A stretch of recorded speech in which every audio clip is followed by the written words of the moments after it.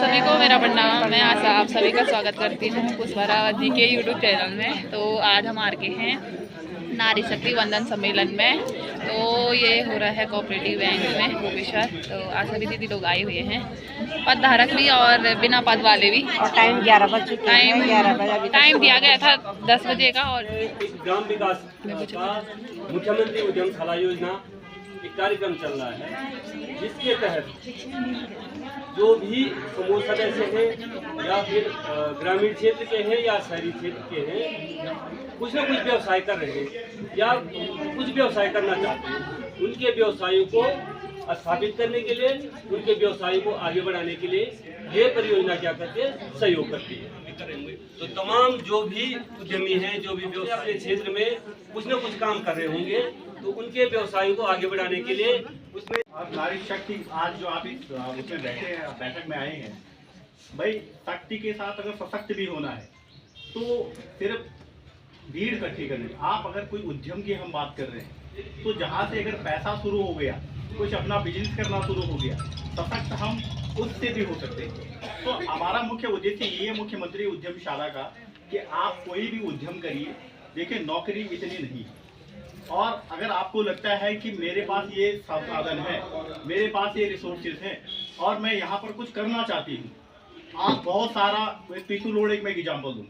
आप जैसी महिलाओं ने एक छोटा सा, पहले उसको सिलवट्टे में पीसा जाता था, उसको घर पे यूज किया जाता था, लेकिन उन्होंने क्या किया, इसको हम घर घर तक पहुँचाएंगे और उसको एक ब्रांड बना दिया। क्या बना दिया? ब्रांड। आज वो महिलाएं बड़ा अच्छा काम कर रही हैं। भारत माता की जय। शक्ति वंदन कार्यक्रम के निमित्त कार्यशाला में उपस्थित हम सब लोगों को, जिनका पाथे प्राप्त होने वाले, ऐसे हमारी लोकप्रिय नेत्री पूर्व नगर पालिका अध्यक्ष जोशीमठ, हमारी वरिष्ठ नेत्री आदरणीय रोहिणी रावत जी, और जिनकी अध्यक्षता में ये कार्यक्रम संपादित किया जा रहा है, ऐसे हमारी भारतीय जनता पार्टी के हमारी जिले के अध्यक्ष, उनको संचालित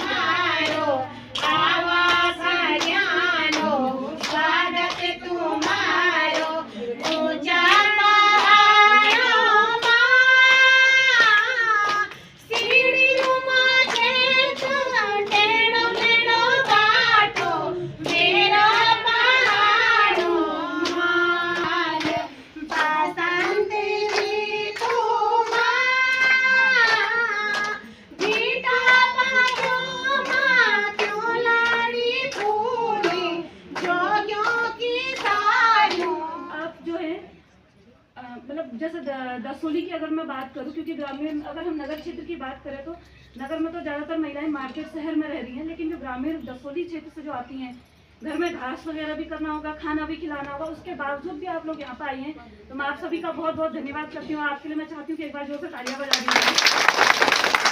इसी के साथ आज के कार्यक्रम में हमारे बीच में मुख्य वक्ता के रूप में बड़ी दीदी पूर्व नगर पालिका अध्यक्ष श्रीमती रोहिणी रावत जी, आपका मैं बहुत बहुत स्वागत करती हूँ इस कार्यक्रम में।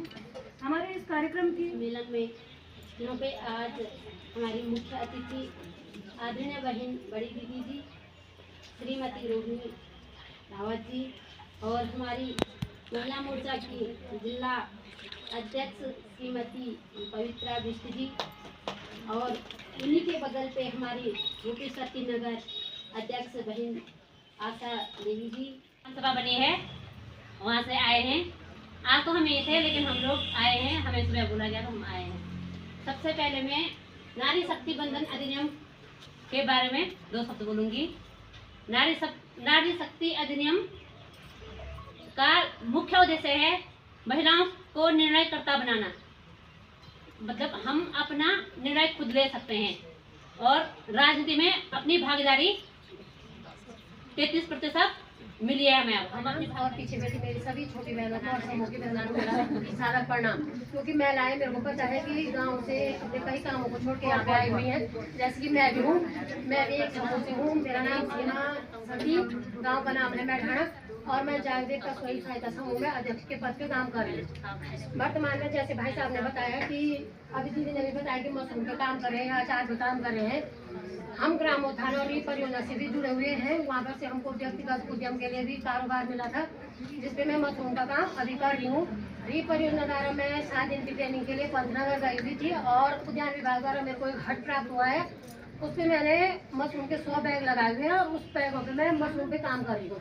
जैसे कि दीदी ने कहा कि हमको साथ में लेके चलना है मशरूम का या अचार का, अपने साथ जो अपने प्रोडक्ट बनाएंगे उनको। भारत माता की जय, नारी शक्ति की जय, नारी शक्ति की जय।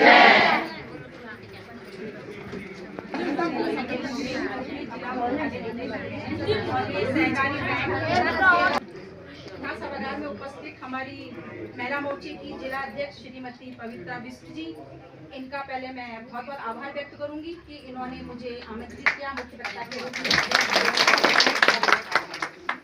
और हमारी जिला की महामंत्री श्रीमती उमा रावत जी, मंडल की हमारी गोपेश्वर मंडल की अध्यक्ष श्रीमती आशा नेगी जी, हमारी जोशीमठ से आई भाजपा की महिला मोर्चा की। और ये बहुत दिन से महिलाओं को इसकी जरूरत थी। प्राचीन काल से ही हम महिलाएं जो थी क्या थी, प्रताड़ित थी, किसी न किसी रूप में थी। आपने देखा होगा प्राचीन काल में, आपने छोटे में आपने पढ़ा होगा कि जो थी एक कुप्रथा थी कि बाल विवाह हो जाता था बच्चों का, शुरू में ही बाल विवाह कर दिया जाता था। और अगर वो उनके प्रधानमंत्री श्री नरेंद्र मोदी जी का भी हृदय की गहराइयों से बहुत बहुत आभार व्यक्त करूंगी, बहुत बहुत धन्यवाद देना चाहूँगी उनको कि जो उन्होंने इतना महत्वपूर्ण बिल महिलाओं के लिए वो लेकर के आए। आवाज आ रही है आपको? पीछे तक आ रही है आवाज? तो जैसे कि हीरा सिंह बिष्ट जी ने कहा कि भाई हमारे यहाँ जो सबसे हमारा मुख्य काम खेती है और उसको करने वाली भी हमारी मुख्य महिलाएं, और मैं उस विभाग का हूँ, तो ये मेरे लिए बड़े सौभाग्य की बात है कि मुझे आप लोगों से रूबरू होने का अवसर मिला है। और अब जैसे अगर हम खेती की बात करते हैं तो सबसे पहले हमारे दिमाग में ना खेत भी नहीं आता, फसल भी नहीं आती है, जंगली जानवर पहले आते हैं। वो तो होता ही है, ठीक है। फिर उसके बाद अगर हम खेत की बात करें, खलिहान की बात करें, तो फिर पता चला हमारे बहुत सारे कुमड़े जो है वो बिना जुते हुए रहते हैं, क्योंकि गांव में हलवा ही नहीं बचा है। भले आप बैल रख लो लेकिन हल चलाने वाला ही नहीं है। तो न तो कोई लड़का जो है वो खेती करना चाहता है, ना कोई माँ बाप किसी को किसान बनाना चाहता है, ना तो कोई हलवाहा अपने लड़के को हलवाहा बनाना चाहता है। बल्कि मेरा नाम जो है ना, हमारे पद का नाम घेरबाड़ अधिकारी का। कि किसी महिला को बीज नहीं चाहिए, खाद नहीं चाहिए, दवाई नहीं चाहिए, यंत्र नहीं चाहिए, उनको चाहिए क्या? घेरबाड़। अगर ये समस्या है, इस समस्या का समाधान हो जाता है तो मेरे ख्याल से 90% समस्या हमारी सॉल्व हो। तो उसके लिए भी कर रहे हैं कि भाई एक चमोली मॉडल हमने निकाला हुआ है पूरे प्रदेश के लिए, कि जिसमें पूरे गांव की हम घेरबाड़ करें, किसी एक किसान की नहीं करेंगे। अगर एक की करनी हो तो जैसे ये हीरा सिंह जी हैं, ये मेरे कार्यालय में रोज आते हैं, इन्होंने अपनी घेरबाड़ करा दी, गांव का रह गया। तो अब हमने ये इसमें किया हुआ है कि पूरे गांव का हम उसमें घेरबाड़ करेंगे। उसमें हम 2 चीजें, इसमें देखिए खर्चा 2 चीजों पे आता है। एक आता है जो है आपका एंगल उसमें जो लगता है, और दूसरी जाली लगती है।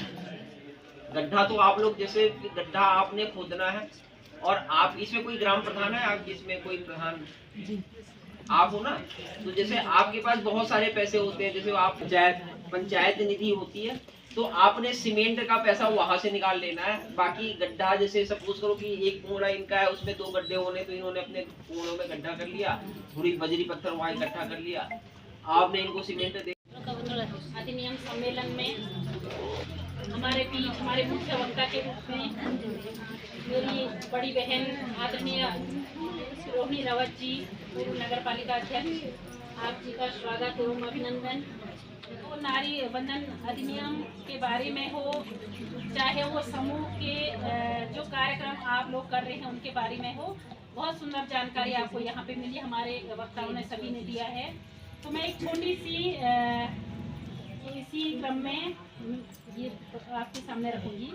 मत समझो कमजोर ये नारी, मत समझो कमजोर ये नारी, इसमें है साहस, इसमें है तेज धूप, जो अत्याचार सहा वो अब न सह पाएगी, नारी शक्ति अब अपनी आवाज उठाएगी।